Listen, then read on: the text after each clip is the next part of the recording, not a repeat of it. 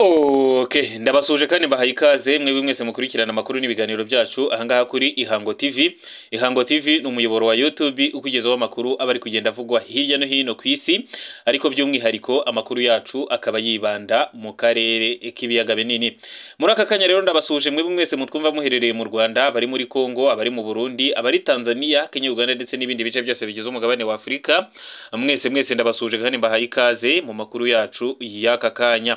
Muri aka kanya kandi ndongera gusuhuza mwebwe mwese mutwumva muherereye ku migabane ya kure, haba ku mugabane wa Amerika, umugabane wa Aziya, umugabane w'Uburayi. Mwese ndabasuje kandi mbahaye ikaze muri aya makuru yacu yo kuri uyu wa 14 z'ukwezi kwa gatandatu umwaka w'ibihumbi 2024, ari nako kandi bashishikariza kujya munsi y'iyi video maze mukareba handitse ijambo subscribe, ubundi mukarikandaho. Ntimwibagirwe kandi no gukanda kunzogera kugira ngo amakuru n'ibiganiro byose dukora umunsi ku wundi bijye bibageraho kandi mu bambere.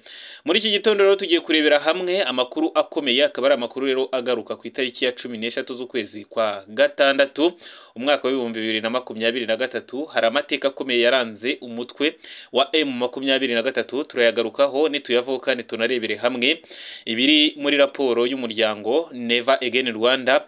Akaba ari umuryango rero wagaragaje ibintu bikomeye cyane cyane kubiri kubera mu burasirazuba bwa Repubulika Iharanira Demokarasi ya Kongo. No muryango Never Again Rwanda rero uri mu Rwanda ukaba rero warakoze raporo, akaba ari raporo rero yatangiwe mu mwaka w'ibihumbi 2023, ikaba yarakozwe rero ku karengane gakorerwa abatutsi bari mu burasirazuba bwa Repubulika ya Demokarasi ya Kongo.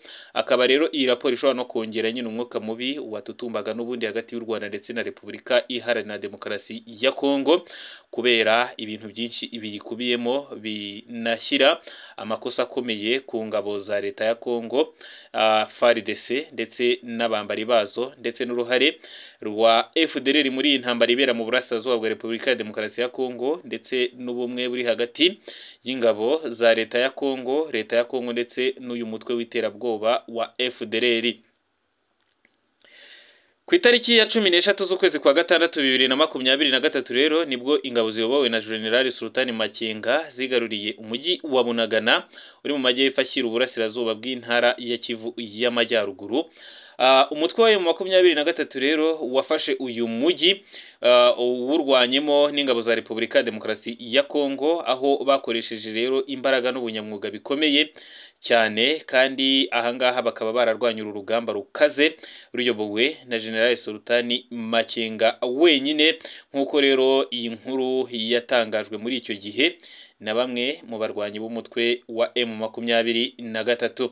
Mbere yuko rero umutwe wa M23 mufata umujyi wa Bunagana, wari wabanje n'ubundi gufata utundi duce turi mu nkengero zayo ndetse n'indi misozi iherereye muri teritwari ya Rucuru ndetse niyo mu gace ka Bunagana, aho nyine Bunagana iherereye. Uyu munsi rero noneho imyaka ikaba ibaye 2, no kuvuga ko iyo myaka yuzuye ku munsi w'ejo. Rero uyu mujyi wa Bunagana ugenzurwa n'ingabo zo mu mutwe wa M23, aho rero uyu mujyi wafashwe ku buryo butari bworoshye, kuko warimo abasirikari benshi ba FARDC barwanaga n'uyu mutwe wa M23, kandi uyu mutwe wa M23 wo ukaba warimo abasirikari batarenze 200 muri icyo gihe.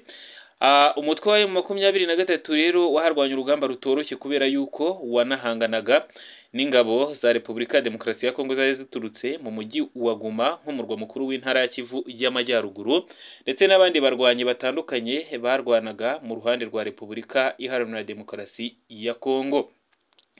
Nyuma rero yuko umutwe wa M23 ufashe umujyi wa Bunagana, hakurikiyeho gufata ibindi bice byo muri iyi teritwari ya Rucuru, harimo kandi ko yahise inafata na Rucuru Centre yarimo FDLR ndetse na Wazalendo barwaniraga n'ubundi ku ruhande rwa leta ya Kinshasa. Nyuma kandi ikomeza gufata n'ibindi bice byinshi byo muri teritwari ya Masisi ndetse n'ibyo muri Nyiragongo. Binavugwa ko kandi ko muri iyi myaka 2 ishize umutwe wa M23 umaze urwana n'igisirikare cya Repubulika Iharanira Demokarasi ya Kongo, yuko yari ishyigikiwe cyane n'ingabo z'ibindi bihugu birimo Burundi, Malawi, Tanzania ndetse na Afurika y'Epfo. Yabashije kubohoza n'ubundi bindi bice byinshi mu buryo butigeze bubaho. ikindi gihe rero kuri ubu ngubu abarwanyi bo mu mutwe wa M23 bakaba bafite ibice bagenzura byinshi birimo n'ibyo muri teritwari ya Karehe. Karehe nkwibutsa ko ariyo mu ntara ya Kivu y'Amajyepfo, harimo nyine uduce dutandukanye turi muri teritwari ya Kivu y'Amajyepfo. Kivu y'Amajyepfo ndakwibutsa ko ariyo iri mu mujyi wa Bukavu ndetse na za Butembo. Ubu ngubu rero naho bakaba baramaze guterayo amatako. Bunagana rero ni ahantu h'ingenzi cyane hanini mu burasirazuba bwa Repubulika ya Demokarasi ya Kongo, kuko ni agace gafite umupaka uhuza Kongo ndetse n'igihugu cya Uganda, ndetse hakaba hakorerwa n'ubucuruzi butandukanye bwambukiranya nyine imipaka, haba ku ruhande rwa Uganda ndetse na Repubulika Iharanira Demokarasi ya Kongo. Kuva M23 rero ibashije kubohoza aka gace ka Bunagana, yakomeje kwisuganya ndetse ikomeza no kugenda ishyiraho ubuyobozi, aho yashyizeho ubuyobozi bw'abaturage ari nabwo bukomeje gufasha abaturage muri serivisi zitandukanye. Mu yandi makuru nk'uko nari nabigarutseho mu ncamake yacu, ni uko umuryango Never Again Rwanda watangaje byinshi ku bikomeje kubera hara muri Repubulika ya Demokarasi ya Kongo, cyane cyane witsa ku bijyanye n'ubufatanye bukomeye buri hagati y'umutwe wa FDL ndetse n'ingabo za Repubulika ya Demokarasi ya Kongo, ndetse n'urwango bakwirakwije mu bakongomani rugamije kwanga abatutsi. Ni raporo rero y'umuryango wa Never Again Rwanda, akaba ari raporo rero yashyizwe hanze ku itariki 12 z'ukwezi kwa gatandatu, ukuvuga ejo bundi hashize muri uyu mwaka turimo w'ibihumbi 2024. Muri iyo raporo rero hakaba haragaragajwe ko hari akarengane gakomeye cyane gakomeje gukorerwa abatutsi b'abakongomani gakozwe na FDLR izwiho gukorana bya hafi n'igisirikare cya leta ya Kongo FARDC ndetse n'ubutegetsi bwa Repubulika ya Demokarasi ya Kongo burangajwe imbere na Perezida Félix Antoine Tshisekedi Tshilombo. Ni ibyagaragajwe rero n'uyu muryango Never Again uvuga ko FDLR n'indi mitwe ikorana nayo mu gufasha ingabo za Repubulika ya Demokarasi ya Kongo mu kurwanya umutwe wa M23, ngo yuko bakorewe ubugizi bwa nabi abanyekongo bo mu bwoko bw'abatutsi. Ibashinja kandi gukorana bya hafi ngo n'umutwe wa M23. Bikubiye rero muri raporo Never Again Rwanda yakoze mu mwaka w'ibihumbi 2023. Iyo raporo rero ikaba yarasohotse ku itariki 12 z'ukwezi kwa gatandatu 2024 nk'uko nari mbigarutseho. Ikaba yaranagaragaje ko ibitero byakorewe abanyekongo byaranzwe n'ubwicanyi, kubasambanya ku gahato, kubatwikira inzu ndetse no kubasahura imitungo yabo, ndetse no gutangaza imvugo zigamije gukwirakwiza urwango kuri abo batutsi b'abakongomani bavuga ururimi rw'ikinyarwanda, ndetse n'abakomeza nyine kugenda bashinjwa kuba bafitanye isano n'igihugu cy'u Rwanda. Uyu muryango rero wagize uti ibi bitero byaranzwe n'ubwicanyi, gusambanya abantu ku gahato, gutwika amazu yabo, kubasahura imitungo yabo ndetse n'ibikangisho by'urwango. Magana rero y'imiryango y'abatutsi yahunze muri teritwari ya Masisi na Rucuru ijya mu nkambi hafi ya Goma, ariko naho ishobora kugerwaho n'inyeshyamba zo muri FDL ndetse na Wazalendo bakabasha kuyihohotera. Umuryango Never Again Rwanda wasobanuye ko ubuzima bw'abo bantu bwagiye bujya mu kaga cyane mu ntangiriro z'umwaka wa 2023, ubwo umutwe wa M23 wamburaga ingabo za Repubulika ya Demokarasi ya Kongo ibice bitandukanye. Mu kwezi kwa kane imitwe ya Wazalendo ikorana na FDL yahishe yaje kwica abatutsi bagera kuri 18 mu bice byo muri Groupement ya Tongo ndetse na Mupfunyishanga muri Masisi, ndetse no gusahura inka zabo ku bwinshi. Nk'uko yakomeje rero ibivuga, nk'uko mu kwezi kwa kabiri 2023 ubwo M23 yafataga Kicanga, FDL Mayimayi n'ingabo za Repubulika Iharanira Demokarasi ya Kongo bagabye igitero ku nkambi hafi yo mu gace ka Kato y'Imuheto ndetse na Ikobo, aho ngo bakaba barahatwitse inzu zirenga 100, bakica n'abatutsi 20, bashimuta abandi 13, abandi 2,000 barengaho barahunga bajya mu nkambi z'impunzi, ndetse hakaba hari n'ababuriwe irengero nyuma y'ibyo bitero byakozwe na FDL ndetse n'abambari bayo. uyu muryango wa Never Again kandi watangaje ko ibi bikorwa by'ubugizi bwa nabi ngo byiyongeraho iterabwoba abatutsi b'abanyekongo bashyirwaho n'abasirikari ndetse n'abapolisi ba Repubulika ya Demokarasi ya Kongo bababwira ko bakorana n'umutwe wa M23. Ibi kandi ngo bikaba byaratumye bamwe muri bo bafungwa abatezwa mu mbabarire ngo baratotezwa mu bigo bya gisirikari ndetse n'ahandi hatandukanye, ndetse n'abandi batandukanye nabo baburirwa irengero.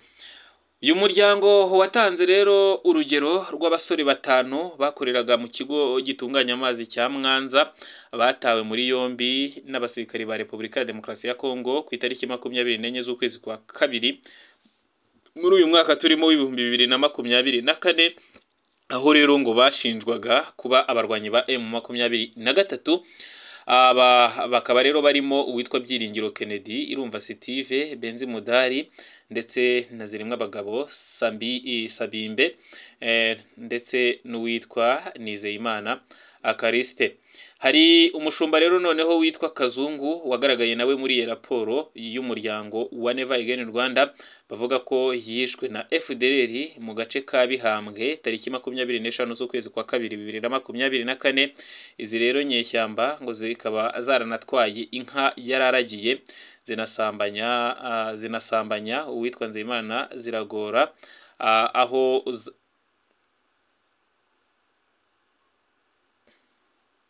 zinasambanya rero witwa Nzeyimana Ziragora, aho zamusanze mu isambu ye mu gace ka Ngungu zinatwara inka nawe yararagiye. Uwo munsi kandi ngo abarwanyi ba Nyatura CMC ya Domi hamwe n'ingabo za FARDC bateye ikusanyirizo ry'amata ry'ishyirahamwe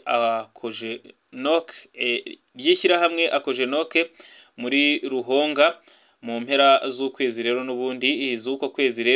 n'ubundi inyeshyamba za Nyatura CMC zateye agace ka Kaniro zitwara inka zirenga 1500, gusa zimwe muri zo zabohojwe n'umutwe wa M23 nyuma y'imirwano yahanganishije impande zombi. Hagati mu mwaka w'2023 nk'uko uyu muryango wabivuze, ofisiye ukomeye muri Nyatura CMC yasohoye indirimbo yise Abatutsi n'imbwa, ashimira abagabye igitero ku batutsi muri Masisi ndetse na Rucuru. Hari amakuru rero akomeza no kuvuga ko yishe umushumba amuhora ubwoko bwe. Mu bice FDLR igenzura yakomeje rero gutoza abana kwanga abatutsi ndetse no kubagirira nabi. Ibi byashimangiwe na video yasohotse muri uko kwezi aho bitaga abatutsi inyenzi. Ibi byose rero byagize ingaruka zirimo kubagabaho ibitero ndetse no kwangiza imitungo yabo. Mu gihe rero ibikorwa by'ubugizi bwa nabi byibasira abanyekongo b'abatutsi kugeza ubu mu mpera za 2023 abagera kuri 1 miliyoni barahunze, bahungira mu bihugu bitandukanye ndetse abandi bahungira mu bice bitandukanye bya Repubulika Iharanira Demokarasi ya Kongo kubwo kurengera umutekano wabo. Ni amakuru rero akomeye nakugezagaho muri aka kanya, nkaba nkwifuriza kandi gukomeza kubana natwe ahangaha kuri Ihango TV. Nkwibutsa ko amakuru yacu ari akagaruka, wowe icyo ngusaba ni ukujya munsi y'iyi video maze ukareba handitse ijambo subscribe, ubundi ukarikandaho, ugakanda kuri like, ugakanda kuri share, ugasangiza abandi aya makuru tukugezaho. Ntiwibagirwe kandi no kuba ushobora kujya munsi y'iyi video maze ukareba handitse ijambo comment cyangwa se commentaire niba ukoresha Igifaransa, ubundi ukaduha inyunganizi, ukatubwira kandi amakuru wifuza ko twagutunganyiriza tukayakuzanya tukayakugezaho n'ubundi 5 kuri 5. Reka rero mbifurize kugira amahoro, ubundi amakuru yacu nakagaruka dusubire mu kanya gato karibuze.